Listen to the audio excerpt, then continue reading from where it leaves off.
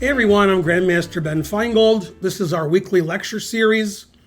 Today's lecture is on middle game plans, and it's sponsored by Dave Neary. Thanks for sponsoring the lecture.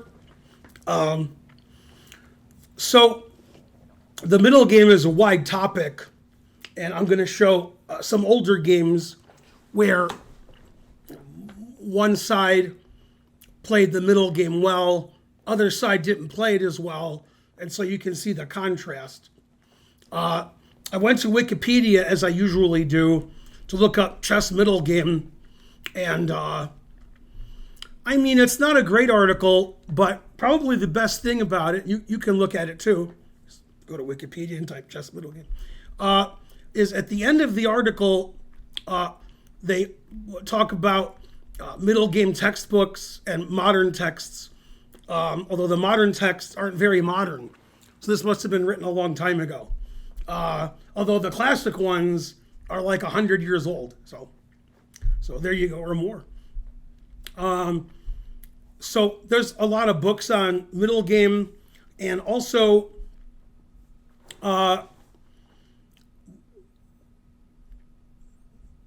there's other things you can do to improve your middle game that aren't in book format for old guys like me. You can do YouTube videos. You can watch this video over and over. And you can also get Chessable courses that help you with the middle game. So there's a lot of material that you can get to help you with the middle game. But yeah, the Wikipedia article is not going to be one of them. Okay, let's go to the games. Let's see. Okay, so our first game, which somehow I remember at some point looking at maybe the end of the game, but not the whole game, between Alekhine and Yates. This was played in 1922 in London. Yates is British, so. And this is an example, and they're all going to be sort of similar, where one side has good middle game plans, which we'll discuss, and the other side doesn't. And as a consequence, the position goes downhill for the weaker side rather quickly. And we don't see that as often today at the very top level, because we've learned from these games how to play better in the middle game, and so now super grandmasters play better. So probably if you want to find middle games where somebody played well and somebody didn't, it's going to be, players like me or lower. It's not going to be, Ferrugia and Carlsen, why are they playing the middle game so bad? That's usually not happening. And that's why blitz and rapid is very common now, because in slow chess, when the players are 27, 2800, there's a lot of draws because people play pretty well. But in rapid and blitz, they make more blunders, so more decisive games. Okay, so this is Alekhine Yates, and they transposed into Queen's Gambit declined. And the sponsor of the lecture, his thoughts were, I play the first 8 to 10 moves okay, my position's fine, engine's not complaining, and then when I get to the middle game, I don't know what to do. And I want to tell you, Mr. Neary, I think it is, this is a problem that we all have. Everybody has the same problem, is we play okay, then when we don't know what to do, sometimes we don't play okay.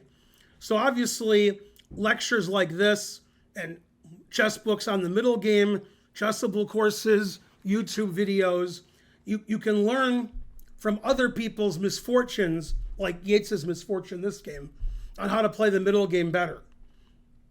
Okay, knight bd7, then Alekhine played rook c1.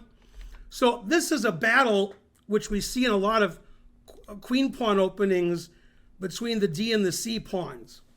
So what's going to happen is eventually black is going to take on C4 and white's going to take back with the bishop.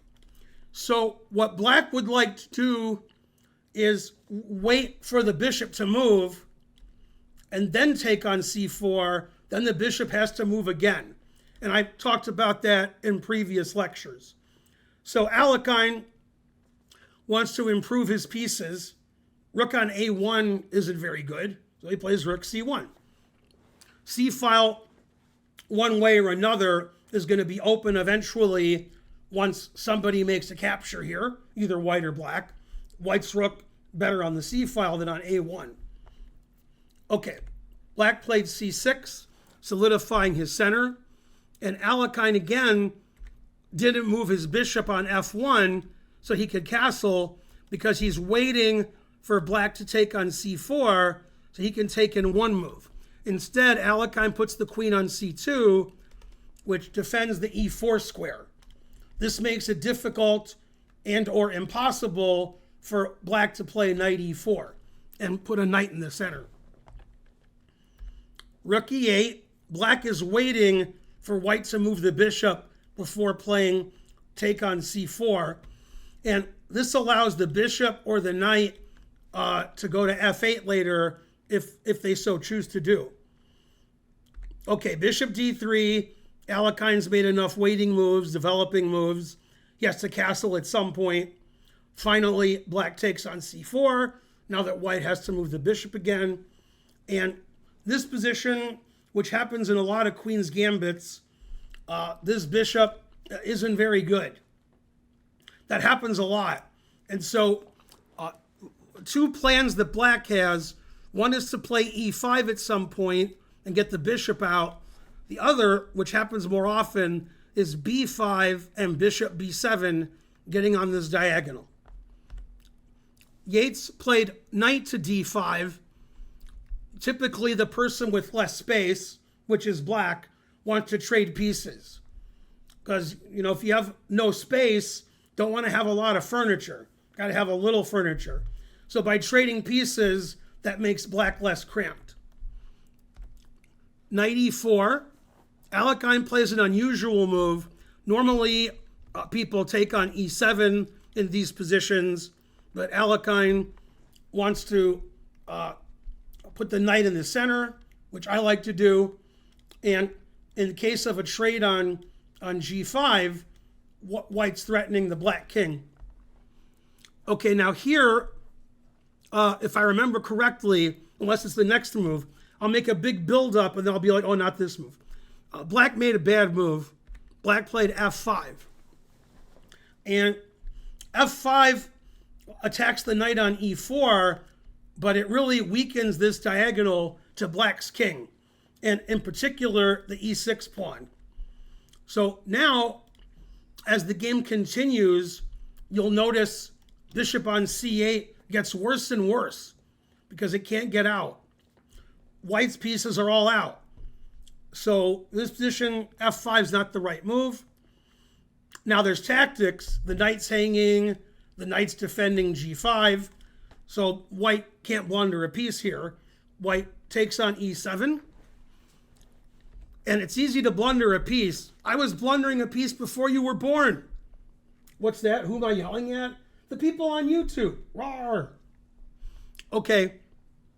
So, if white plays like knight G3, saving his knight, or knight anywhere, D2 or C3, then this bishop isn't protected enough.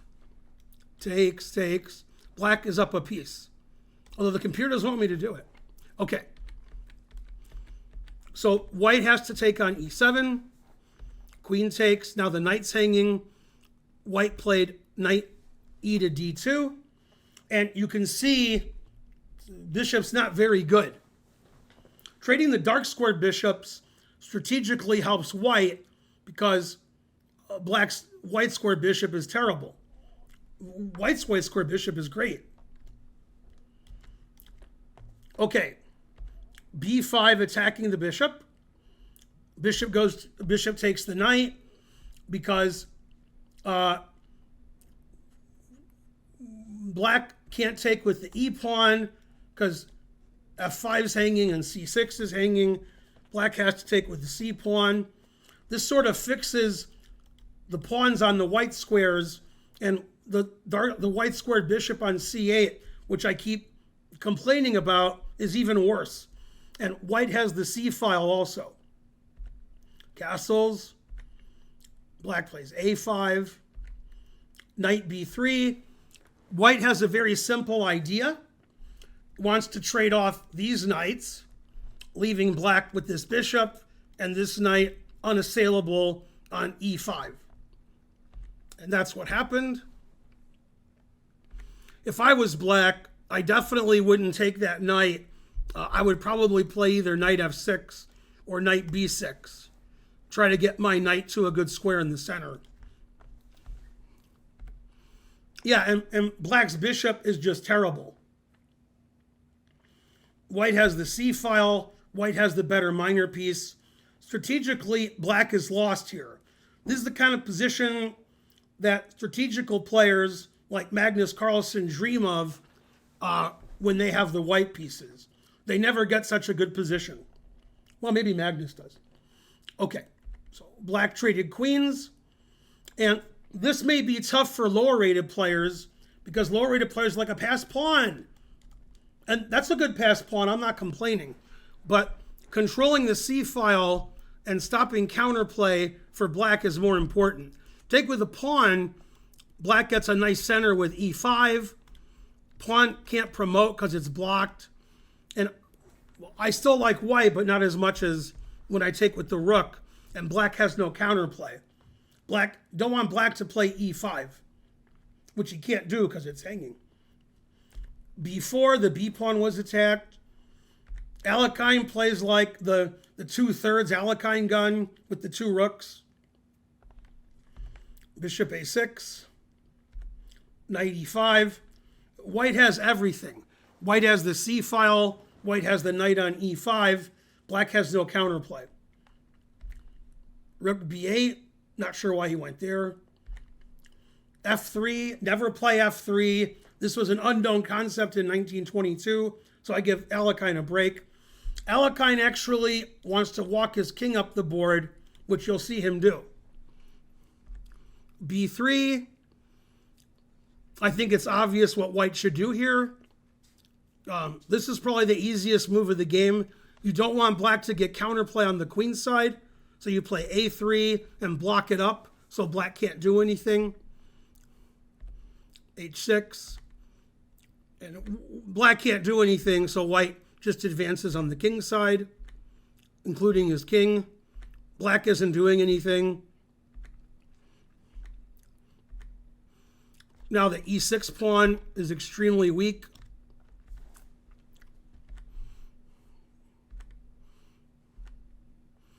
Black just can't move. Terrible situation for black. Always play bishop f1, but Alekhine just plays g3, so that's the end of that. Now Alekhine doubles rooks on the 7th rank. Black defends. Alekhine gets a knight in there with the very strong threat of knight f6 check. Winning material. King h8. Plays knight f6 anyway. If you take the knight, then checkmate. So he plays rook f8. And now Alekhine sacrifices his knight. Takes. And the final move of the game, which is very nice. See if you can find it at home. Pause the video and try to find the nice finishing move. After the next move, Yates resigned. And the move, drum roll please. I said please. King e5. Attacking the rook. If the rook goes back, then this is checkmate. And if the other rook defends, it's the same checkmate.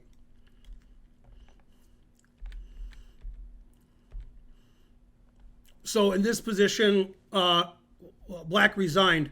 A funny variation that I made up is f4. The idea is if you take on f4, then rook f5 check. So we take, and now white gives mate anyway.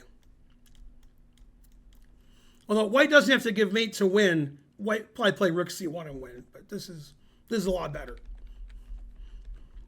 So after king e5, Yates resigned. That was a great middle game from white, from Alekhine, and the rook on a8, if I remember correctly, which is possible I don't, never moved. The other rook moved a lot. It was going back and forth. Okay. But yeah, white has a better king, white has better rooks, white had the better minor piece, and white sacrificed the minor piece for a checkmating attack. That's a brilliant, famous game, which I've probably shown the end before on stream or in a video, because the classics never disappoint. Okay, the next game is Botvinnik Vidmar, played also in England in 1936. Though this was played in Nottingham, not London, Nottingham. Okay, so Botvinnik is white. He's playing Vidmar, Milan Vidmar. Wonder if I've done great players in the past on Vidmar. Maybe. This is the same position by coincidence. And he plays bishop d3, Botvinnik. Alekhine played rook c1 in our previous game. But Botvinnik just gets on with it. Says if you take on c4, you take on c4.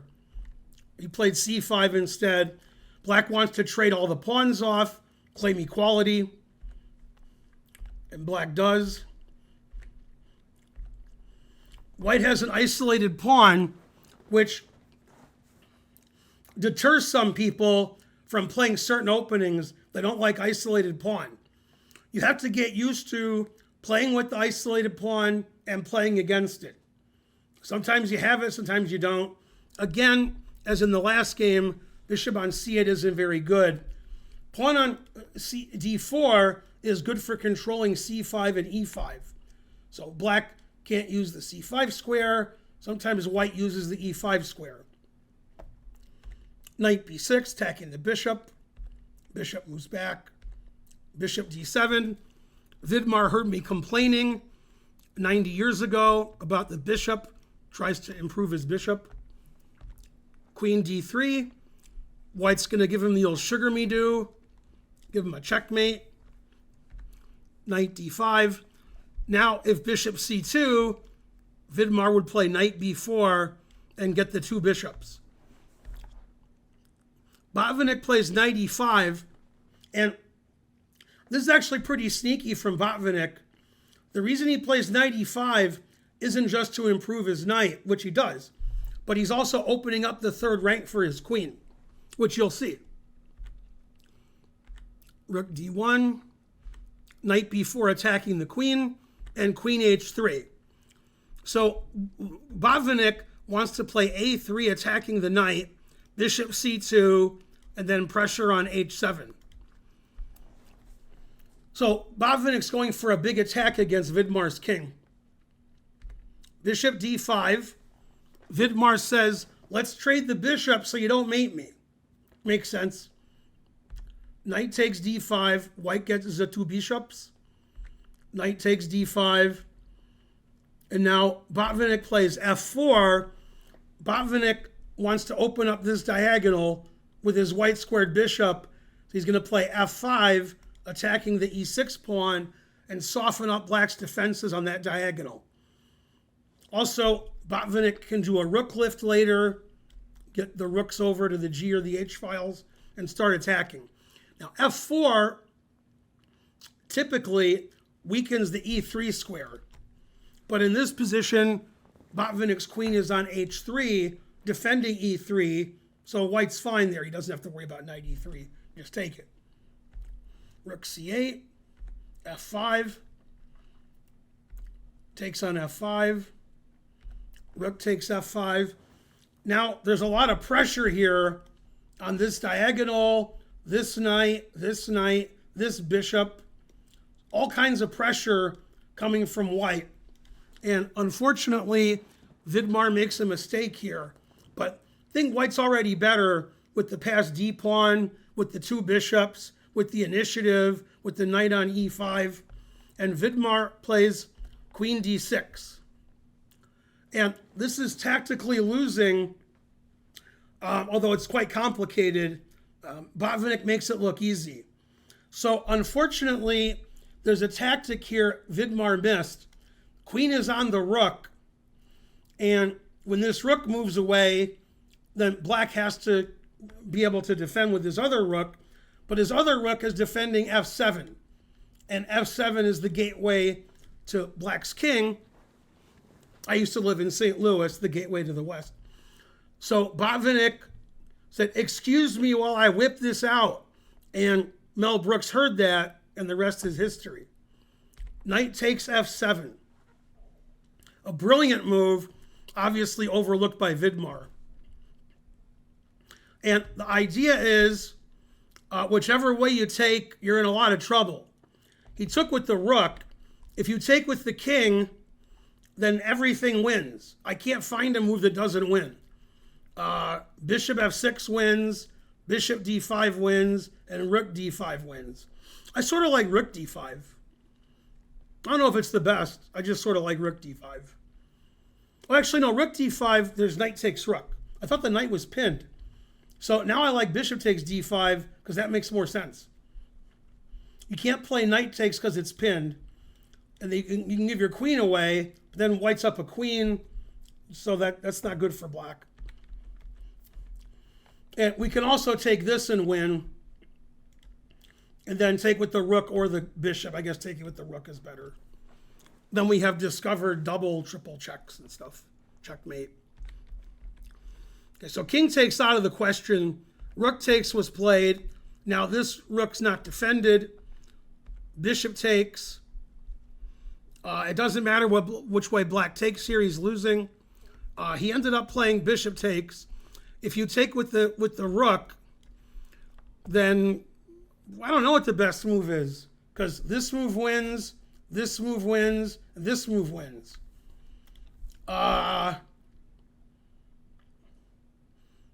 guess rook takes rook is the best, but rook takes knight is also resignable for black, because the queen's hanging, checks, rook's hanging, white's up a pawn. Okay, so he takes with the bishop. If you take with the knight, then I can take, and then take, and then take the rook, and white's just up in exchange for nothing, and black's king is exposed. So he took with the bishop. Rook takes d5, threatening the queen and threatening the rook. Queen c6. And now Botvinnik ended the game in one move. And I think Vidmar played for a trick here, which some of you are going to fall into, then you're going to feel bad. But don't feel bad, you're not losing. I don't think you're losing. No, if you blunder into Vidmar's trick, you're still okay. So white's a move, he played his move and Vidmar resigned. And some of you are probably thinking rook c5. Unfortunately, rook c5 runs into bishop takes d4 check. And I think this is still a draw. I think so. Looks like a draw. But Botvinnik didn't fall for that. He played the much stronger move. Hopefully you found it. Rook to d6. Bam. Now, if you take with the queen, I take this rook with check, then I take this rook with check. Don't have any rooks. Vidmar played queen e8, and then taking the rook wins, but Botvinnik played the stronger rook to d7. In fact, in this position, rook d7 is also very strong, but it's stronger here after queen e8, because black can't play rook f8 and defend the rook.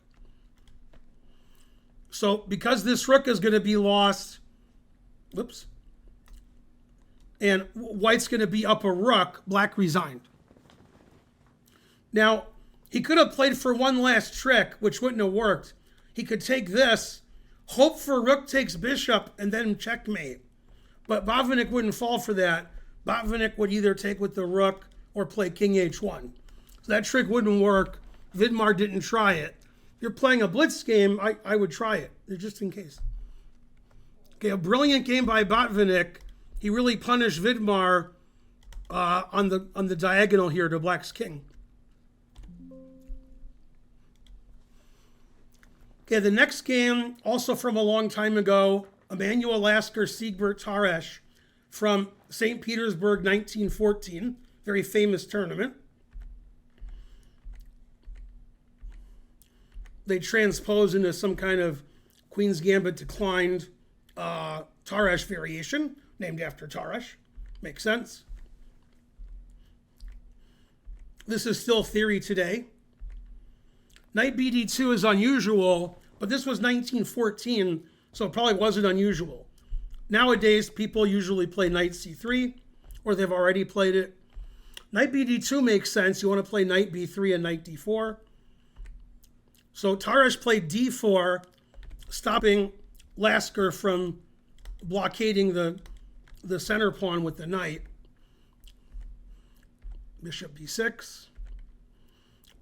Lasker plays queen d3, wants to attack the d pawn some more. And now the d pawn can't be defended anymore. White's ready to capture it, so Tarrasch took the knight, stopping the knight from taking.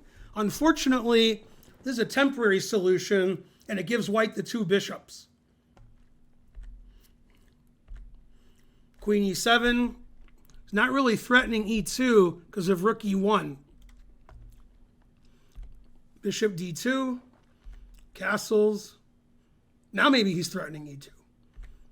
a4, Lasker wants to play a5, put pressure on the b pawn. Tarrasch plays knight e4, activating his knight. Bishop goes back. Don't want to give up the two bishops, he just got them. And also important, he's defending f2, which is sometimes a weak point for white in this opening. What we saw last game, when Botvinnik had a bishop on b3, he was annoying Vidmar. Tarrasch wants to annoy Lasker with the bishop on b6. But Lasker played bishop e1, defending the f2 pawn. So now d3 isn't really a threat anymore.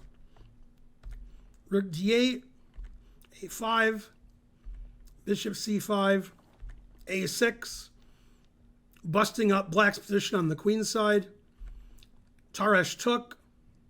Now, Lasker could take back on a6, but he saw these pieces loose on the c file.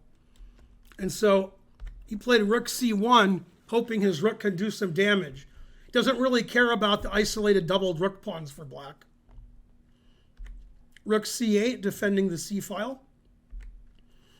Knight h4, opening up the diagonal. And this is something you have to watch out for when either you or your opponent has two bishops. When somebody has two bishops, and I've said this in many lectures before, one of them doesn't have a counterpart. So we both have a dark squared bishop, but white has a white squared bishop and black doesn't. So usually that's the bishop that starts annoying the opponent because we can't thwart it with our own white squared bishop. Also, Lasker wants to play knight f5 later. Okay, he plays bishop b6. If it's white's turn to move, white takes on e4, queen takes e4, and then takes the bishop on c5. So like h6, terrible. Rook takes c5, white wins a piece. Tarrasch saw that, played bishop b6. Now there's no piece hanging on c5. Knight f5. This wins material because when he moves his queen, we take the knight and then we play knight d6, winning the exchange. Does black have enough compensation? Black has a little compensation. Black has 2 pawns, although 2 of the pawns are here, so that's not very good. Queen d5, putting tremendous pressure on the weakened c6 knight. You can see why Lasker played a4, a5, a6, because then the black pieces on the c file weren't defended as much. Queen e6, queen f3, keeping the pressure on the knight. Black makes Luft. Trade rooks, check. Queen in the center. And white's rook is just much better than black's knight. Then Lasker plays a nice tactic. Notice the queen is defending the knight. But after queen f8, which is a tactical mistake, the knight's hanging. So after bishop takes h6, if we take, then queen g4 check picks up the piece. And black would be losing with all those isolated pawns. Black played knight c5. If black plays knight f6, attacking the queen, stopping queen g4, then white can play either queen b7 or queen f5 with the idea, well, queen f5, idea of rook c8, but also if you take, I can take the knight on f6. So he plays knight c5, attacking the queen, queen g4, pinning the pawn, f5, trying to get the queen off of the g file.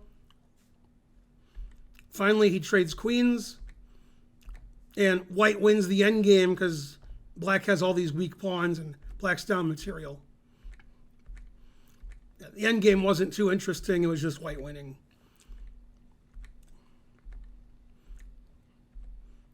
Black doesn't really have enough play. Bishop f6 is a cute move. If you take the bishop, I make a queen. That's pretty funny. And it stops the knight from coming in, and it attacks the g pawn. So bishop f6 is a brilliant move. Unnecessary, but not really related to the topic of the lecture, improving your middle game. But bishop f6 showing you how strong the world champion is. Who would have thought world champions are strong? Tarrasch not resigning, and Tarrasch resigned because bishop d4 is happening. You're going to lose this pawn. Can't save your d pawn. So a brilliant game from Lasker, great middle game play, great end game play. And when I got the notes to the game that I was looking at, the notes were written by Tarrasch. And he says how great Lasker played. I thought they didn't like each other. Okay, last but not least, Wolfgang Unzicker versus Bobby Fischer. Fischer's black. It's the only game in the lecture that black wins. And Fischer plays the Najdorf Sicilian, which is not for the faint of heart. Still played today, the Najdorf Sicilian. Keeping grandmasters in good stead for 70 years. Okay, so Unzicker played bishop e2. White can play any move here, and I mean any move. Some grandmasters play rook g1 and h4 and h3 and g3 and bishop d3 and all kinds of crazy moves. Okay, bishop e2 is a normal move. e5. That's the real Najdorf. When Najdorf invented the Najdorf, he wanted to play e5. Some people now play e6, which basically just a Scheveningen, not really a Najdorf. Knight b3. This is all theory. It is now. It was in 1962 when they were playing. Knight bd7. And Unzicker plays f4, trying to get kingside attack. Queen c7. Fischer says if you play f5, I'll play bishop c4. And that's what happened. That's why Fischer played queen c7. a4, stopping black from playing b5.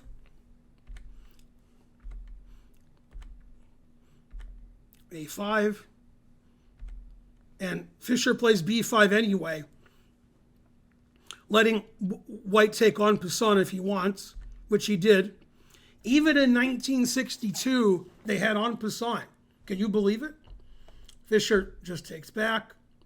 Now Fischer wants to get his knight to c4. You can't win a piece by taking here and then taking here, because when you take on b6, I take back with check. So this is what happened. King h1, bishop back to b5. Fischer wants to improve his a pawn, which he does. Gets to b5. Unzicker says your bishop on e7 is bad, so I'm going to trade off your knight. You'll just have a bad bishop.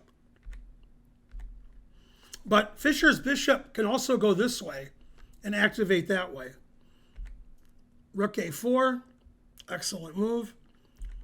c3, trying to kill the rook. Queen a6, doubling up. h3, getting luft. Rook c8, rook e1. And Fischer's idea in this middle game is to attack all the weak points. a1, b2, and e4. And a1 is pretty well protected. Unzicker's trying to protect e4, but b2 is not protected at all. So first, Fischer gets luft, h6, a very important move, because otherwise he'd have back rank problems later, which you'll see.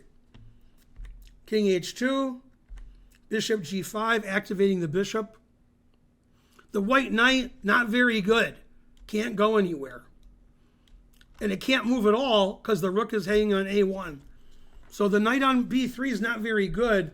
If you take and I take with the pawn, then I'm attacking your knight and your b2 pawn's even weaker.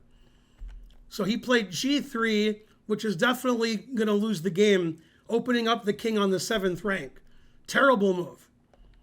Grandmasters today wouldn't play g3 because it opens up the king too much. And Unzicker was thinking, I'll play h4 and kick your bishop away, not concerned about opening his king on the 2nd rank. Fischer attacks immediately, queen a7, threatening queen f2 check with advantage. King g2, rook a2, threatening rook takes b2 check. King f1, now if rook takes b2, then I take your queen. So Unzicker thought he was safe. The game only went one more move, and Unzicker resigned. Black to play and win. If you've read Fischer's My 60 Memorable Games, this is one of them. I saw this when I was a kid. Black to play and win. You can pause the video if you want to find the winning move. Yeah, grandmasters today would understand the weakness of white's king. There's no pawns around it. It's too open.